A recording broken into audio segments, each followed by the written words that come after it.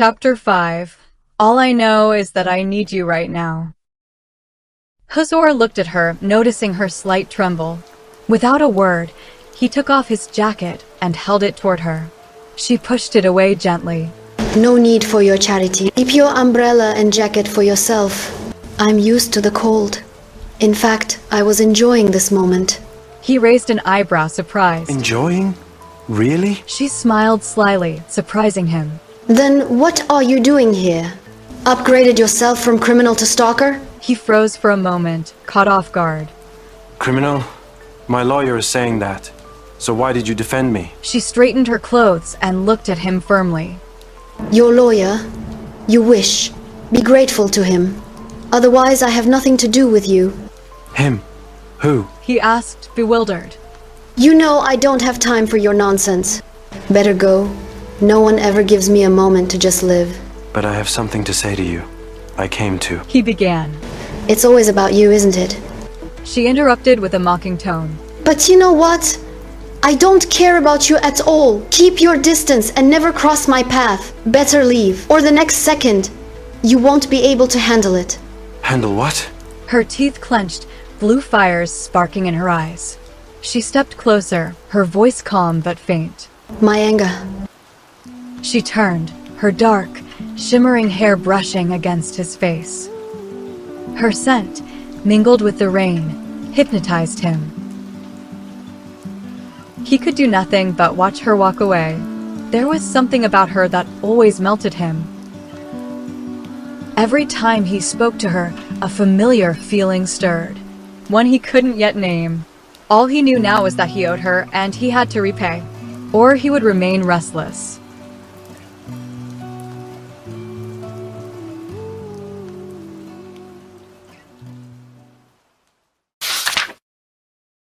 "20 minutes later, and there she was in her office. Cold, dark, yet somehow it was her only shelter, her safe place. Especially now, after losing everything, even the small house she once rented. She couldn't afford it anymore. And peace? What a joke! Hate gnawed at her from inside. The grudge, the anger she carried for him. It choked her. She gasped, slammed the chair away in a burst of frustration. Slowly, she exhaled, letting a fraction of the anger leave her body. She rummaged through her office drawers for backup clothes and a towel. She knew this loneliness these days would haunt her like a ghost for the rest of her life until she paid the heavy price. Her phone rang, slicing through the silence. It was Chichik. "Hello, what's up?" Ow. Hey, nothing. Just preparing some snacks for my pajama night. "Seriously, I bet you're in the office right now." Grr, if you know me, why do you keep asking? "I still don't understand what kind of stubborn girl you are. I told you to come to my house.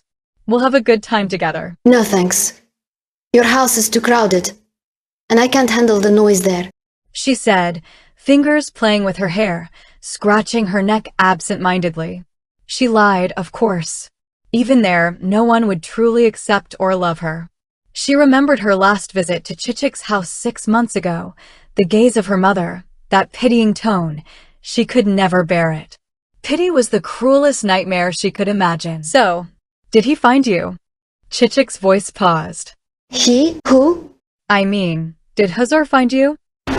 I can't believe this, Chichik. You told him about my expulsion. Why? "He should pay for his sins. First he took your house, now he's the reason your father expelled you. I even met him, scolded him, and you know what? I won't regret it. Screw me, hate me, you're my friend, and I only want the best for you." I can't believe this. How could you do that? Ah, that's why he was talking about peace. Oh my god, how embarrassing. What did you do, Chichik? She ended the call, letting her phone crash onto the table, and sat with her hands on her head, staring at the floor. Macera, how are you going to fix this right now, ha? Same time. After he returned to the mansion late, he found Jessoer in his office. "So, did you meet her? Did you tell her about the project?" Which project? "You forgot? The humanitarian psychological legal cases project that Mr. Haroon lent you on the day of the ceremony." Flashback, ceremony day. Huzur, this project, it's not something you take lightly. You'll need to work with the best lawyers, the kind who know how to win against impossible odds. Huzur met his gaze steadily. I know, but I want to handle this myself as much as I can. I need to prove I can manage it. Haroon shook his head slightly, a faint smile tugging at his lips. I admire that, truly. But ambition alone won't cut it here. This project could change your career. If you play it right, if you make the right connections, the right moves. Huzur's joy tightened. I understand. I'll take your advice seriously. You don't know her, Jasur. She's an arrogant girl. She didn't even let me speak to her. I can't believe I owe her right now. You have to do it. No matter how much you hate her, she saved you from spending the rest of your life in jail. Hate. Hate is beyond words. No matter how kind she acts in front of everyone, I can feel that ego, that stony heart of hers. I just can't forget what she did. And Hayal. And this feels like a mountain on my chest. I promised Grandma I'd help her, but I don't want to. Then that thing she did in court, it's complicated. You know, my cousin, sometimes doing wrong things to fulfill justice is the right decision. I know, no matter how hard you try, the kindness and mercy you hide deep inside can't just vanish. So, try your best and think about it. It's a great opportunity for all of us. He patted Huzur's shoulder and slammed the door on his way out. Huzur looked out the open window at the dark sky. Am I really doing the right thing? He whispered. A soft memory flashed through his mind. The rain, her drenched hair plastered to his face. And that moment that had struck him deep in ways he couldn't forget. Then, suddenly, a light breeze caressed his wet face. He exhaled. At that moment, the clouds disappeared, and the moon emerged through the darkness, illuminating the garden. The sparkle shimmering on the pool felt like a sign sent to him. A mysterious sign, yet glowing with hope.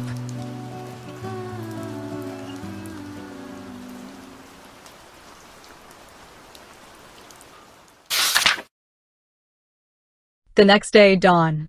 She was sitting in her office, still in her comfortable pajamas, resting on the small bed tucked inside the closed room of her workplace.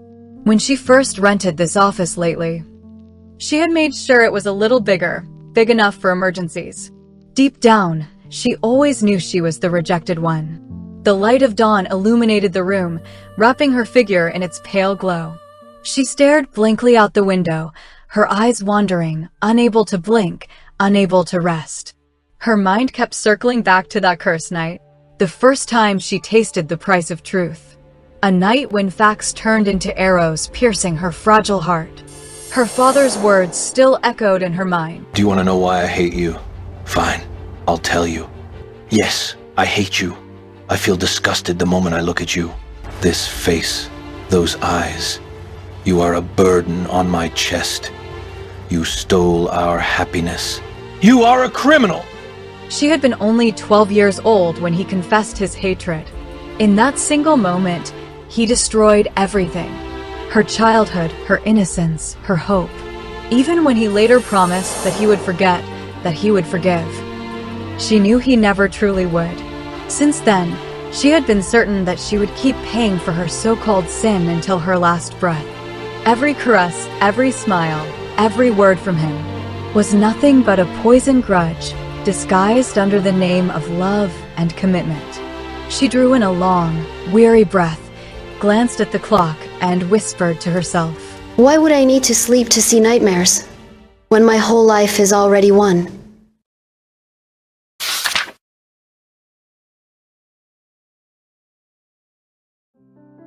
The Oslands mansion, 8 a.m. The table gleamed with the morning feast. Huzur sat beside his grandmother as usual, greeting her softly. Good morning, my queen. He searched silently for a piece he could not find. She answered in her warm, gentle voice. Good morning, my child. How are you today?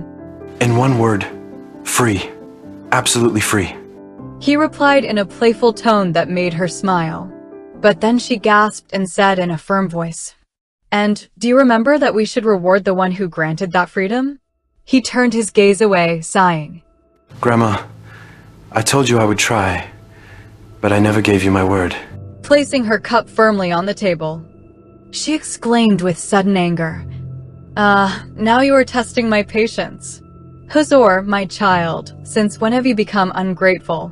That girl cast aside every grudge, every hatred, and did her best to save you. In fact, I have never in my life seen a heart as soft as hers. He raised his eyebrows doubtfully. What? A soft heart? Grandma, are you serious? I mean... Enough. She cut him off. Don't repeat the same broken tune of vengeance, grudges, and the past.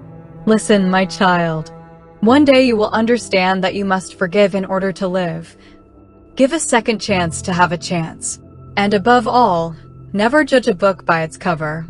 I know it is hard for you now, but I feel that one day you will truly know what forgiveness looks like.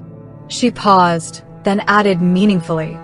And do you know what touched me most? She refused to take a single coin for defending you. She did it from her conscience, not for money.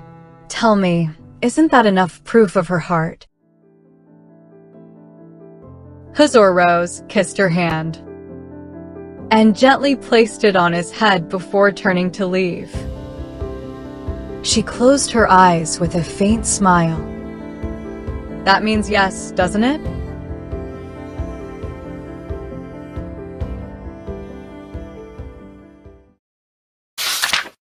Meanwhile, in Macera's office, she was arranging folders for her new case. She had always known, whenever her thoughts dragged her into a swamp of overthinking, work became her battlefield sword. Suddenly, her phone rang. An unknown number. Hello? To whom am I speaking? On the other side, a trembling voice answered, sobbing. Abla, where are you? Macera dropped the documents, her heart tightening. Kelebek, my dear, what happened to you? Why are you crying? Mom didn't come. I'm still stuck in school. This is Miss Neslihan's phone. What? And Dad? Did he come? No, he's not answering his phone. Macera's breath caught. Oh God, how could they do this? Okay, stay there. Don't move. I'm coming for you. She grabbed her purple jacket, pulled it over her white suit, and rushed toward her car. On the way, she tried calling her father, only to find herself blocked once again. For once, just once, surprise me, Dad. Be mad at me, but don't involve her in our conflicts. Why? Why do you do this? She cried out, striking the wall beside her office. As she stepped out, her heel got stuck in a manhole. Damn it! Why is everything going against the flow today? She muttered, struggling to free herself. She wobbled, about to fall. But then, a hand caught her by the shoulder. Firm, warm, steady. She looked up to see him, his faint smile softening the tension. Maybe. He said gently. It's because you're moving against the flow. When you start seeing things as they are, life will fix itself.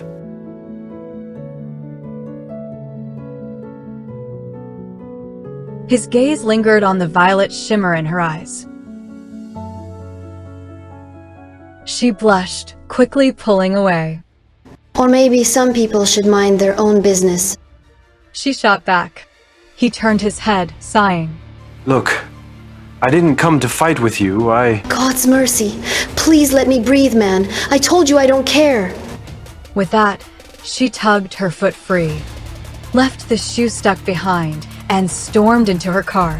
The engine roared like a soldier ready for war. He stood frozen, staring at the abandoned high heel. His lips parted, brows raised, suppressing a chuckle. Every day with her is like reading a book. Each page, a brand new chapter. With a single motion, he picked up the shoe, then slipped into his own car to follow. You're not the only goat in town, Macera Yilmaz. He murmured as their engines howled in sync. Two cars tearing through the streets like a fierce race of destiny, like storms racing through the traffic, sunlight glinting off their hoods amid the daytime bustle.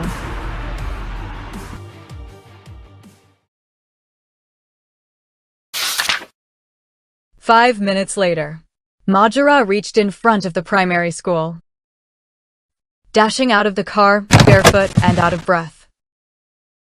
There she was, Kellebec. A little girl with golden hair, pale gray eyes, and a smile that filled the heart.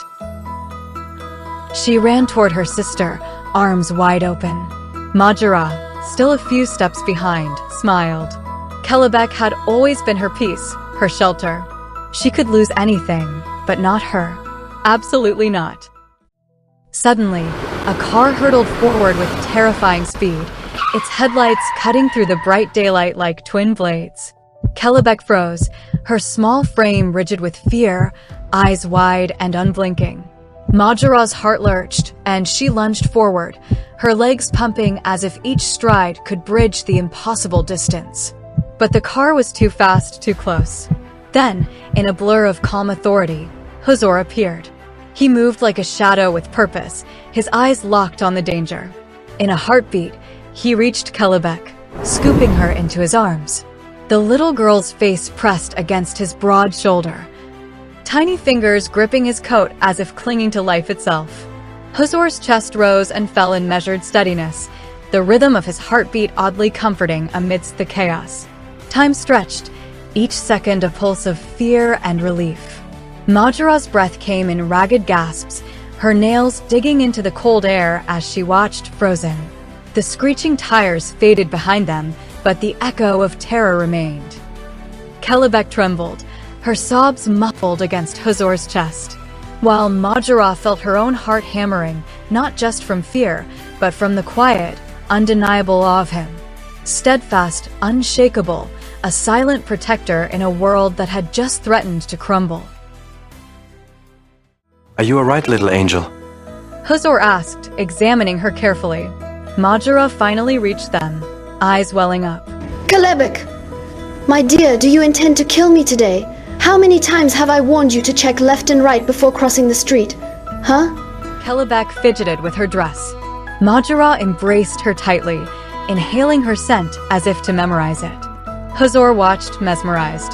Macera checked Kellebec's hands, then looked at Huzur, eyes shining like light on water. Thank you. I really owe you this. He noticed her injured feet. Just a minute. He handed her high heels. If you really owe me, just listen to me once. After that, you won't have to see me again if you don't want. Macera glanced at Kellebec, who smiled slyly at Huzur. Then she nodded. Choose the location. We'll follow you.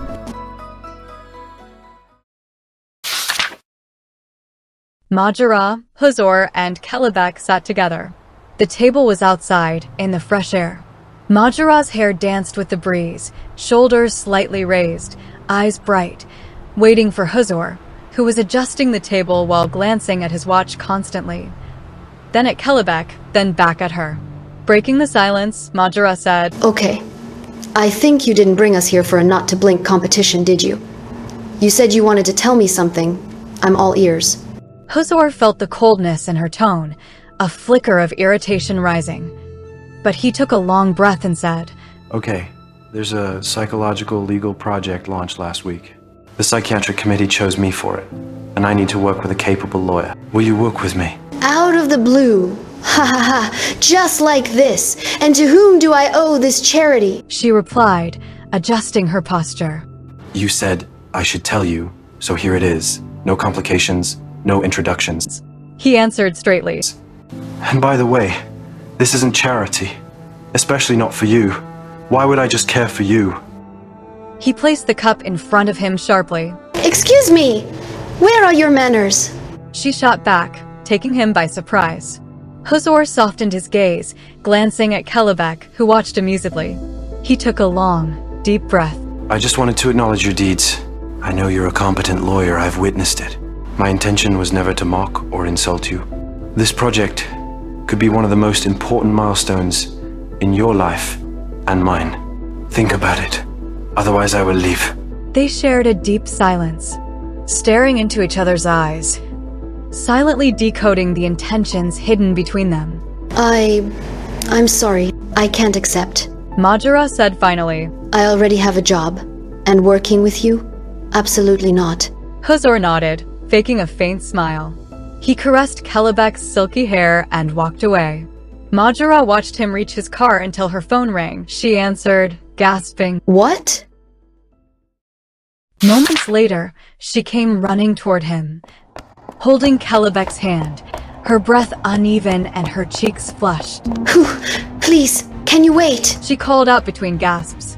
Huzur turned, brows slightly raised, trying to piece together what was happening. I accept, She said, still catching her breath.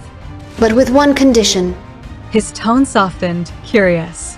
And which is? that I live with you for a short time in the mansion until this project ends. She replied, her voice firm despite the trembling in it. He paused, his expression unreadable, the air between them thick with unspoken questions. He was about to refuse, but then his grandmother's voice echoed in his mind, gentle, persuasive, reminding him of something he couldn't quite ignore. A small sigh escaped him. Okay, agreed. He said quietly. A gentle breeze swept past them, lifting yellow and green leaves in a swirling dance around their feet. It felt as if the world itself celebrated this fragile, beautiful moment. The quiet magic that comes only once in a blue moon. Their gazes locked, and a fleeting memory flickered in Macera's mind. The phone, a new code, a calm yet mysterious voice whispered from the other end. Macera, the mansion holds secrets, puzzles that must be solved. If you wish to uncover the truth and bring justice, you must search for them. Questions swirled in her mind. Who could it be? And what truths lay hidden within the mansion's walls? I don't know what destiny has in store for me. She whispered, clutching Kelebek's hand. All I know is that I need you right now, Huzur Aslan.